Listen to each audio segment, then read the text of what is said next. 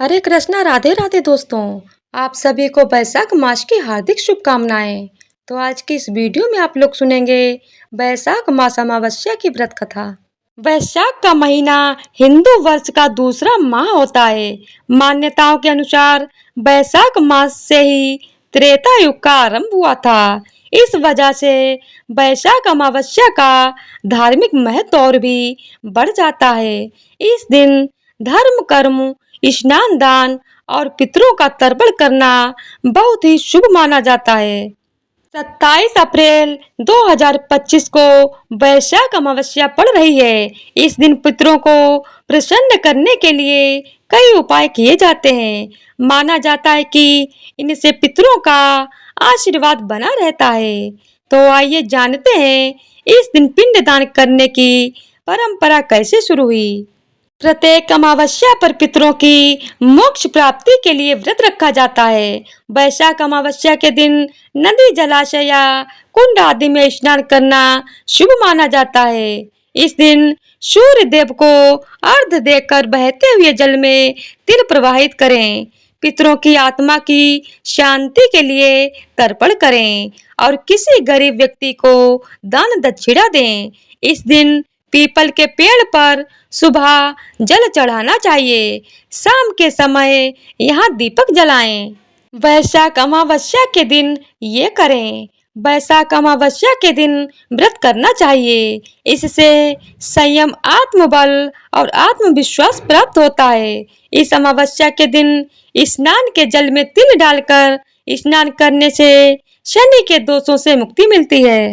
पितृ दोष निवारण के लिए वैशाख अमावस्या के दिन पितरों के नाम से गरीबों को भोजन करवाएं। इस दिन स्नान करके सूर्य को जल में तिल डालकर अर्घ्य देने से ग्रह दोष दूर होते हैं। वैशाख अमावस्या पर पीपल के पेड़ के नीचे दीपक जलाने से रोग मुक्ति होती है। अमावस्या पर ये करने से बचें। इस दिन मांसाहार और किसी भी तरह का नशा नहीं करना चाहिए। भोग और विलासिता से बचने की कोशिश करनी चाहिए। उड़द या इससे बनी कोई भी चीज ना खाएं। मांगलिक कार्य, शुभ कामों के लिए खरीदारी और नए काम की शुरुआत नहीं करनी चाहिए। वैशाख अमावस्या पर पितरों की शांति, ग्रह दोष, काल सर्प दोष आदि से मुक्ति के लिए उपाय किए जाते हैं। इस दिन हो सके तो उपवास रखना चाहिए। इस दिन व्यक्ति में नकारात्मक सोच बढ़ जाती है। ऐसे में नकारात्मक शक्तियां उसे अपने प्रभाव में ले लेती हैं। तो ऐसे में हनुमान जी का जप करते रहना चाहिए। अमावस्या के दिन ऐसे लोगों पर ज्यादा प्रभाव पड़ता है जो लोग अति भावुक होते हैं। अतः ऐसे लोगों को अपने मन पर कंट्रोल रखना चाहिए और पूजा पाठ आदि करना चाहिए। इस दिन किसी भी प्रकार की तामसिक वस्तुओं का सेवन नहीं करना चाहिए। इस दिन शराब आदि नशे से भी दूर रहना चाहिए। इसके शरीर पर ही नहीं, आपके भविष्य पर भी दुष्परिणाम हो सकते हैं। तो आइए जानते हैं वैशाख मास की पौराणिक कथा। बहुत समय पहले धर्मवर नाम के एक विप्र थे। वह बहुत ही धार्मिक प्रवृत्ति के थे। एक बार उन्होंने किसी महात्मा के मुख से सुना कि घोर कलयुग में भगवान विष्णु के नाम स्मरण से ज्यादा पुण्य किसी भी कार्य में नहीं है। जो पुण्य यज्ञ करने से प्राप्त होता था, उससे कहीं अधिक पुण्य फल नाम सुमिरन करने से मिलता है। धर्मवर्ण ने इसे आत्मसात कर संन्यास लेकर भ्रमण करने के लिए निकल पड़े।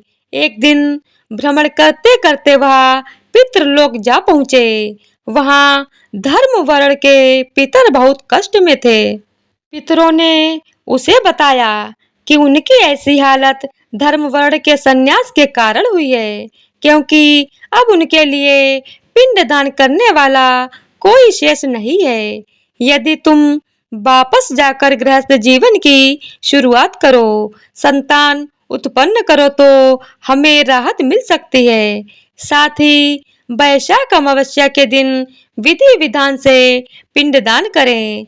धर्म वर्ण ने उन्हें वचन दिया कि वह उनकी अपेक्षाओं को अवश्य पूर्ण करेगा।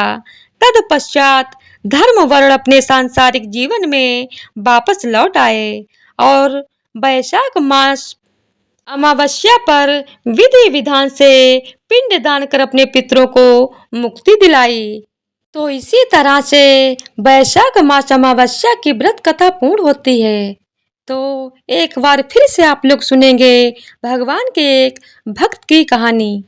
कई बार ऐसा होता है कि जो लोग भगवान की सुबह और शाम सेवा करते हैं, मंदिर में पूजा पाठ करते हैं, साफ सफाई करते हैं, मंदिर से जुड़े या भगवान से जुड़े सारे काम करते हैं, तो वे अपने आप को ही भगवान का सबसे बड़ा और सच्चा भक्त समझने लगते हैं।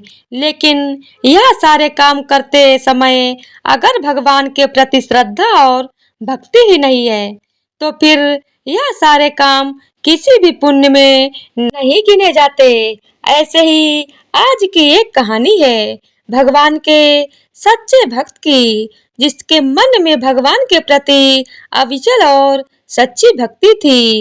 एक बार की बात है, एक गांव में एक पंडित जी रहा करते थे और उसी गांव में भगवान का एक बहुत बड़ा भक्त भी रहता था, जो भगवान की पूजा हमेशा सच्चे मन से किया करता था और भगवान के लिए सुबह सुबह बड़ी खुशी के साथ फूल लेने के लिए मंदिर चला जाता था।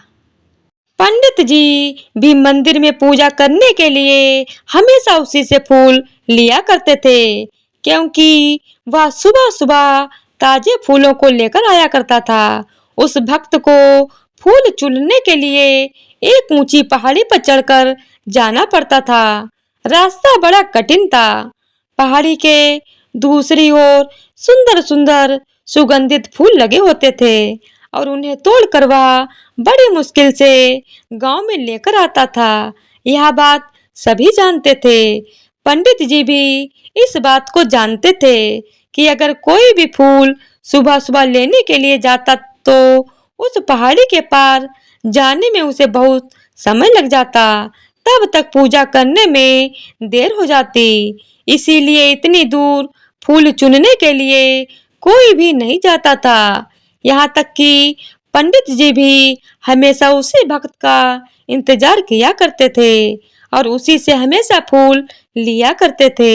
एक दिन की बात है, पंडित जी मंदिर में पहुंचे और मंदिर के कपाट खोलकर सारी मूर्तियों को स्नान कराया, साफ सफाई की और फिर उसी भक्त का इंतजार करने लगे, क्योंकि उन्हें भगवान को ताजे अर्पित करने थे। भक्त था कि अभी तक आया ही नहीं था। काफी देर इंतजार करने के बाद आखिरकार वह भक्त फूल लेकर आ गया और जब पंडित जी ने उसे देखा तो पूछा कि तुमने तो आज बहुत देर लगा दी, तुम फूल लेकर अभी तक आए क्यों नहीं? भक्त ने कहा कि पंडित जी क्या बताऊं, जैसे ही मैं फूल तोड़ने लगा तो पहाड़ी पर से मेरा पैर फिसल गया और पैर फिसलने के कारण मैं नीचे गिर गया, जिस कारण बहुत सारे फूल खराब हो गए। अब आप ही बताइए, भला भगवान को अर्पित करने के लिए खराब फूल थोड़े कैसे लेकर आता? इसीलिए मैं दोबारा फूल चुनने के लिए उस पहाड़ी पर चला गया। पंडित जी ने बड़े गौर से उस भक्त को देखा तो उसकी हालत बहुत ठीक लग रही थी। उसे देखकर उन्हें कहीं से भी नहीं लगा कि वह गिरा पहाड़ी से गिर गया हो। इसीलिए पंडित जी सोचने लगे कि हो न हो या झूठ बोल रहा है। पंडित जी ने उस आदमी से पूछा, अरे भाई, तुम झूठ क्यों बोल रहे हो? आज तुम्हारे देर से आने का कोई और कारण है और तुम मुझे कुछ और कारण बता रहे हो।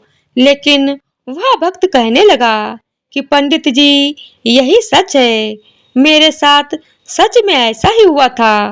पंडित जी को उस भक्त की बात पर विश्वास नहीं हुआ, फिर भी उन्होंने उसके हाथ से फूल लेकर भगवान को अर्पित कर दिए। फिर कुछ दिनों बाद की बात है। एक दिन बहुत जोर से बारिश हो रही थी। पंडित जी को लगा कि आज तो वह भक्त फूल लेकर आएगा नहीं। लेकिन क्या देखते हैं कि थोड़ी देर में वह भक्त फूल लेकर हाजिर था। पंडित जी ने देखा तो बड़े हैरान हुए और पूछने लगे, क्यों भाई, आज तुम इतनी बारिश में फूल लेकर कैसे आ गए? इस प्रकार कहते हुए पंडित जी ने उस भक्त की ओर देखा। बाहर तो तेज बारिश हो रही थी, लेकिन वह भक्त बिना छतरी के भी बिल्कुल भीगा नहीं था। उसके ऊपर बारिश की एक भी बूंद नहीं पड़ी थी। पंडित जी यह सब देखकर बड़े हैरान हुए और पूछने लगे कि इतनी जोर से बारिश हो रही है और तुम बिल्कुल भी भीगे हुए नजर नहीं आ रहे हो। तो भक्त कहने लगा, पंडित जी, मैं तो बस भगवान का नाम लेकर आ रहा था, इसीलिए मैं बारिश में नहीं भीगा। पंडित जी को उसकी बात पर विश्वास नहीं हुआ, इसीलिए पंडित जी बोले कि अच्छा, एक बार फिर से तुम इस बारिश में बाहर जाकर दिखाओ। पंडित जी की बात मानकर जब वह भक्त बारिश में फिर से बाहर गया, तो जहां जहां वह जाता उस तरफ बारिश थम जाती और बारिश की एक भी बूंद उस भक्त पर नहीं पड़ी। पंडित जी ऐसा दृश्य देखकर बहुत हैरान हो गए। फिर उन्होंने सोचा कि जब यह इंसान ऐसा कर सकता है, तो मैं क्यों नहीं कर सकता? मैं तो एक पंडित हूँ।